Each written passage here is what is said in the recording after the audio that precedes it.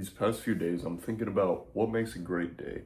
Is it your emotional state of mind? Is it the circumstances, the situations that happen? Is it how fun the day was? What do you measure the day off of? What gives you the go ahead to be like, all right, this was a good day, right? Or this was a horrible day. What do you measure that off of? And the truth is, days aren't necessarily good or bad. We just give them that label. It's like if a bunch of negative situations arise, or what seems to be negative arises, it's like we automatically want to label that a bad day. It's said a lot in the Bible that we are to glory in our sufferings. Consider it great joy when we face various trials, because in persevering, that's what builds our character, and our character is going to give us hope for a brighter future. So was it really a bad day?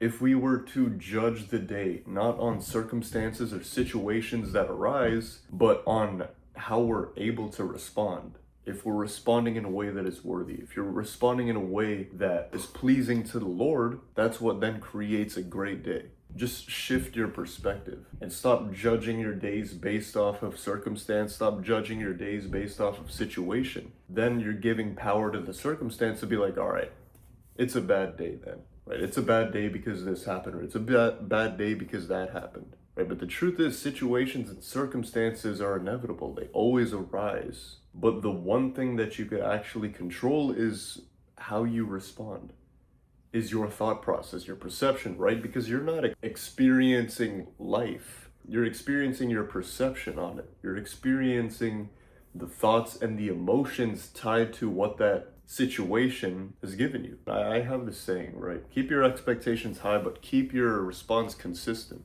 right? I learned this yesterday where, there was things that almost made me like angry, and then having that emotional state of mind.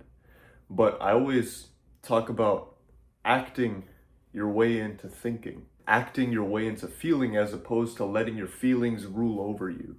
And so starting with the action has enabled the feelings to follow. I felt pretty upset. I felt pretty confused and angry and like, why is this happening? Why is that happening? But the truth is, once you start acting, specifically once you start serving others, once you start providing value in any way, shape, or form, regardless of how you feel, that's when the shift really starts to change. And that's when your feelings and your emotions begin to follow. If that's what you even want to base your day off of. If you want to base it off of that, then you could start with the action. The devil throws something your way, and he's expecting you to respond in this manner. Yet you respond with the word of God. What do you think is going to happen? How do you think the devil is going to take that? After throwing something your way, being like, yeah, this will definitely get him.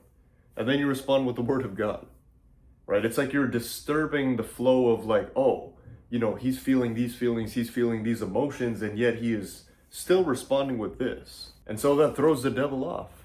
And as a result, this is what actually has favor with the Lord. When the difficulty arises, when the feelings, the thoughts, the emotions of not feeling, right, like doing something and yet acting in spite of that, you actually feel a lot better. And it's always on those days specifically where it doesn't matter how you're starting the day. It doesn't matter if you're feeling groggy. It doesn't matter if you're feeling disappointed, right? Because feelings are always changing all throughout the day. And so you can change your emotions and your feelings by changing the things that you do, which is in your direct control.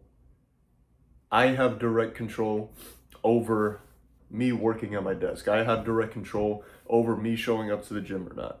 People need to stop judging their day based on the situations that arise, based off of if they feel good or not that day. Because regardless of the feeling, I can choose to do what is right in all situations, in all circumstances, and the feelings and the emotions will follow that. I'm going to continue to keep my expectations high because that's what the Bible tells us to do, to set our minds on the right things. But the Bible also tells us that there will be trials. And when those trials do arise, you'll be ready. And you'll respond in a way that is worthy and throw the devil off, right? Whatever he's trying to throw your way, you respond like this and just see what happens.